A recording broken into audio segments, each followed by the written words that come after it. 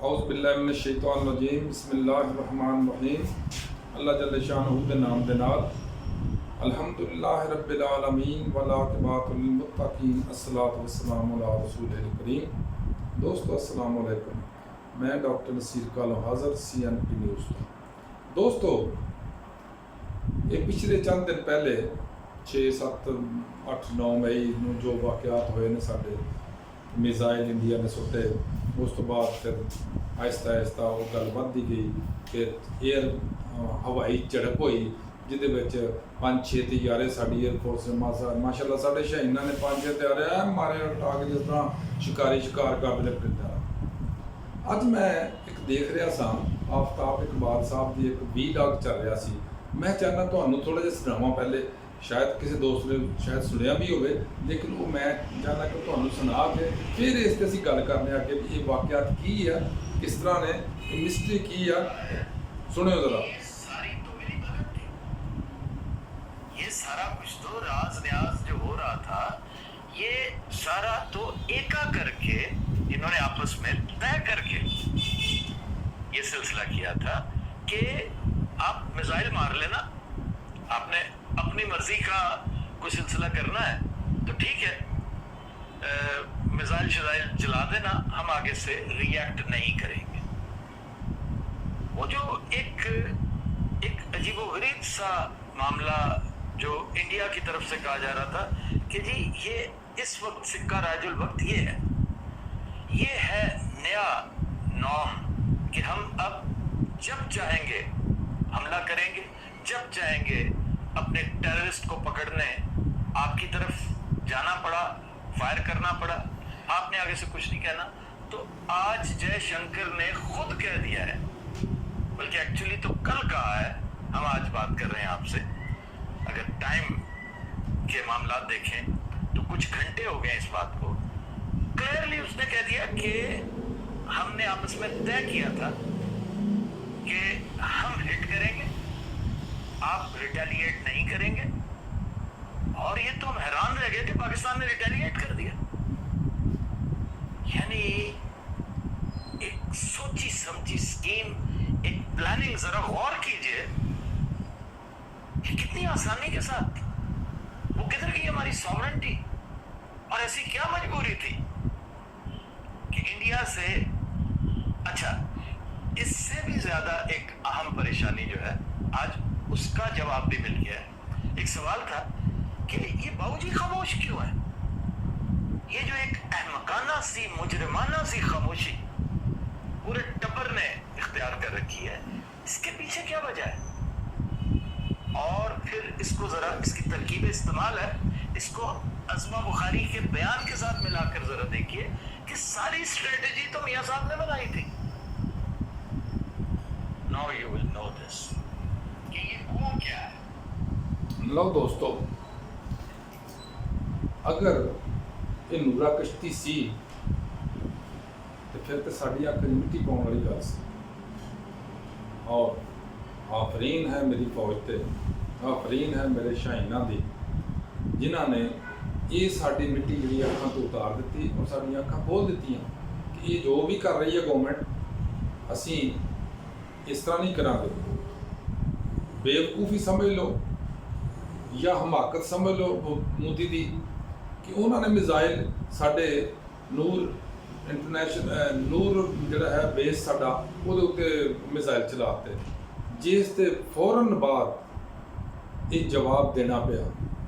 और जवाब फिर कैसा दिता, जिहड़ा सारी दुनिया ने जवाब देखिया, सुनिया और उहदी तशहीर इन्नी ज़्यादा हुई उस जवाब की कि साढ़े जिहड़े शाहीन बच्चे इस मार्के दे विच, इस लड़ाई दे विच या इस हमले दे विच शामिल सन, उन्होंने इन्नी पजीराई मिली अपनी कौम की तरफों, अपने पाकिस्तानियों की तरफों, अपने मुस्लिम ब्रदर्स की तरफों और अपने जिहड़े साडे हलीफ मालिक ने उन्होंने तरफों तो छड़ दिओ, बल्कि ईवन दुश्मन लोगों ने भी उन्होंने बड़ी ही तारीफ की कि बड़ी जवामर्दी नाल काम किया। लेकिन ये नाल नाल सब तो वड्डा मसला जिहड़ा मोदी वास्ते बनया वो शर्म की गल ये आ, उन्हें कहा कि ये जिहड़ा ਕਰੋੜਾਂ ਡਾਲਰ ਲਗਾ ਕੇ ਜਿਹੜੇ ਤਿਆਰੇ ਅਸੀਂ ਖਰੀਦੇ ਆ, ਇੱਕ ਤਿਆਰੇ ਦੀ ਕੀਮਤ ਕਰੋੜਾਂ ਰੁਪਏ ਆ, ਯਾਨੀ ਕਿ ਸਾਰੀ ਕਰੋੜਾਂ ਡਾਲਰ ਹੈ ਉਹਦੇ। ਇੰਨਾ ਪੈਸਾ ਬਰਬਾਦ ਕਰਕੇ ਇਹ ਤਿਆਰੇ ਗਿਰਾਏ ਕਿਸ ਤਰ੍ਹਾਂ ਗਏ ਨੇ, ਇਹ ਤੇ ਗਿਰ ਨਹੀਂ ਸਕਦੇ। ਲੇਕਿਨ ਮੇਰੇ ਸ਼ਾਹੀਨਾਂ ਨੇ, ਸਾਡੇ ਬੱਚੇ ਜਿਹੜੇ ਸ਼ਾਹੀਨ ਨੇ, ਸਾਡੇ ਬੱਚੇ ਜਿਹੜੇ ਪਾਇਲਟਸ ਨੇ, ਉਹ ਕਿਸੇ ਵੀ ਗ੍ਰੇਡ 'ਚ ਨੇ ਜਾਂ ਕਿਸੇ ਵੀ ਰੈਂਕ 'ਤੇ ਨੇ, ਉਹ ਬੱਚੇ ਹੀ ਨੇ ਸਾਡੇ।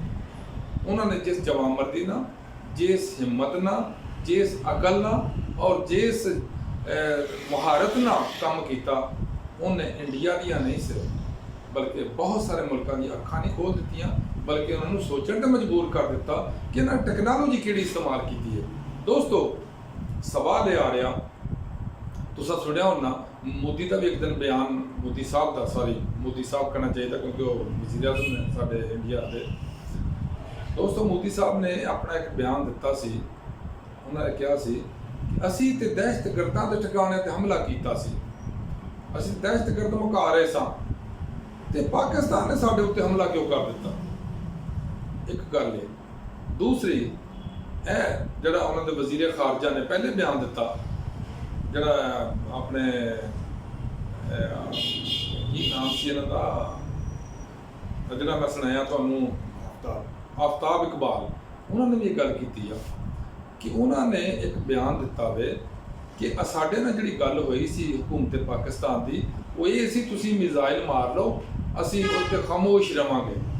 ਮੈਂ ਬਸ ਇਸ ਤੋਂ ਜ਼ਿਆਦਾ ਅੱਗੇ ਗੱਲ ਨਹੀਂ ਮਜ਼ੀਦ ਨਹੀਂ ਛੇੜਨਾ ਚਾਹੁੰਦਾ, ਲੇਕਿਨ ਇੱਥੇ ਕਮ ਸੇ ਕਮ ਗੌਰਵ ਫਿਕਰ ਕਰਨਾ ਸਾਡੇ ਸਾਰੇ ਪਾਕਿਸਤਾਨੀ ਦਾ ਹੱਕ ਵੀ ਹੈ ਔਰ ਜ਼ਰੂਰੀ ਵੀ ਹੈ। ਹੁਣ ਸਾਡੇ ਦੇਖਣ ਵਾਲੀ ਚੀਜ਼ ਇਹ ਆ, ਅਗਰ ਮੇਰੀ ਫੌਜ ਹਰਕਤ 'ਚ ਨਹੀਂ ਆਉਂਦੀ ਤੇ ਗਵਰਨਮੈਂਟ ਤੇ ਫਿਰ ਕੰਪਰੋਮਾਈਜ਼ ਹੋਈ ਸੀ।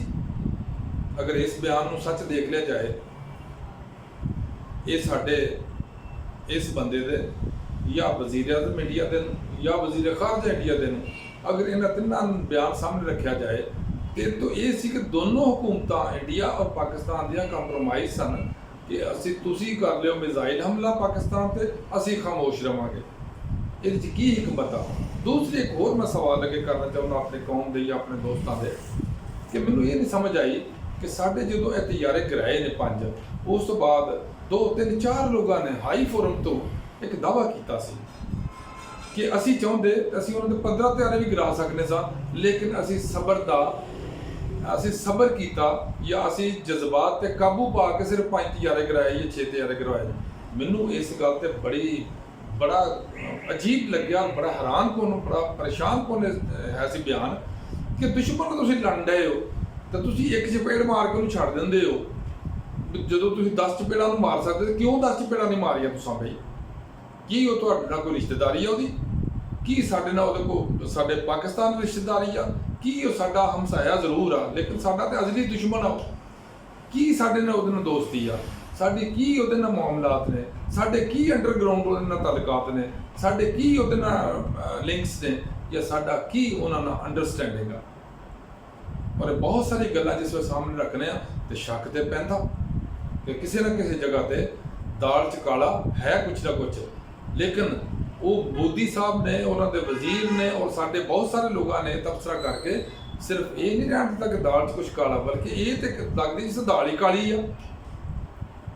ਅਗਰ ਹਕੂਮਤ ਇਸ ਤਰ੍ਹਾਂ ਹੀ ਕਰ ਰਹੀ ਆ ਤੇ ਫਿਰ ਸਾਡੇ ਪਾਕਿਸਤਾਨ ਦਾ ਤੇ ਅੱਲਾ ਹੀ ਹਾਫਿਜ਼ ਆ, ਸਾਡੀ ਕੌਮ ਦਾ ਤੇ ਅੱਲਾ ਹੀ ਹਾਫਿਜ਼ ਆ, ਕਸ਼ਮੀਰ ਦਾ ਤੇ ਅੱਲਾ ਹੀ ਹਾਫਿਜ਼ ਆ, ਬਲਕਿ ਗਿਲਗਿਤ ਬਲਤਿਸਤਾਨ ਵੀ ਅੱਲਾ ਹੀ ਹਾਫਿਜ਼ ਆ। ਦੋ ਅੱਲਾ ਹਾਫਿਜ਼ ਸਾਰੀ ਚੀਜ਼ਾਂ ਦਾ, ਹਰ ਇਨਸਾਨ ਦਾ, ਇਮਾਨ ਦਾ, ਚਰਿੰਦ ਪਰਿੰਦ, ਹਰ ਚੀਜ਼ ਦਾ ਹਾਫਿਜ਼ ਅੱਲਾ ਹੀ ਹੈ, ਕੋਈ ਸ਼ੱਕ ਨਹੀਂ ਹੈ। ਲੇਕਿਨ ਸਾਡੀ ਇਤਨੀ ਬੜੀ ਫੌਜ, ਸਾਡੇ ਇਤਨਾ ਬੜਾ ਮੁਲਕ, ਸਾਡੀ ਇਤਨੀ ਬੜੀ ਆਬਾਦੀ ਔਰ ਸਾਡੇ ਇੰਨੇ ਏਜੰਸੀਆਂ, ਔਰ ਫਿਰ ਵੀ ਅਗਰ ਅਸੀਂ ਇਹ ਹਰਕਤਾਂ ਕਰਨੀਆਂ ਨੇ, ਸਾਡੀ ਹਕੂਮਤ ਨੇ ਇਹ ਹਰਕਤਾਂ ਕਰਨੀਆਂ ਨੇ ਤੇ ਫਿਰ ਇਹ ਸਾਨੂੰ ਖੁੱਲ੍ਹ ਕੇ ਦੱਸਣ। ਇਹ ਟੀਵੀ ਤੇ ਆੜ ਕੇ ਸਾਰਾ ਦਿਨ ਝੂਠ ਬੋਲਦੇ ਨੇ, ਇਹ ਐਲਾਨ ਕਰਨਾ ਕਿ ਅਸੀਂ ਇੰਡੀਆ ਨਾਲ ਕੰਪਰੋਮਾਈਜ਼ ਕੀਤਾ ਕਿ ਤੁਸੀਂ ਜਿੰਨੇ ਮਰਜ਼ੀ ਬੰਬ ਮਾਰੋ, ਜਿੰਨੇ ਮਰਜ਼ੀ ਮਿਜ਼ਾਈਲ ਚਲਾਓ, ਅਸੀਂ ਨਹੀਂ ਬੋਲਾਂਗੇ। ਚਲੋ ਕਿ ਇਹਨਾਂ ਨੇ ਸ਼ਰਮ ਨਹੀਂ ਆ ਰਹੀ, ਅਸੀਂ ਵੀ ਇਹੋ ਜਿਹੇ ਹੋ ਜਾਈਏ, ਜਿਹੋ ਜਿਹੇ ਹੁਕਮਰਾਨ ਉਹ ਜਿਹੀ ਕੌਮ ਹੋ ਜਾਏਗੀ। ਲੇਕਿਨ ਇਹ ਤਾਂ ਕਾਬਲੇ ਕਬੂਲ ਨਹੀਂ ਹੈ ਕਿ ਸਾਨੂੰ ਹੋਰ ਕੁਝ ਦੱਸਿਆ ਜਾਏ ਔਰ ਕੀਤਾ ਹੋਰ ਕੁਝ ਜਾਏ। अल्लाह ताला ने कुरान में फरमाया कि ये वो लोग हैं जो कहते कुछ और हैं और करते कुछ और है, और यही मुनाफिकी है। अल्लाह ताला मेरे मुल्क की, मेरे कौम की हिफाजत बनाए। अल्लाह हाफ़िज़।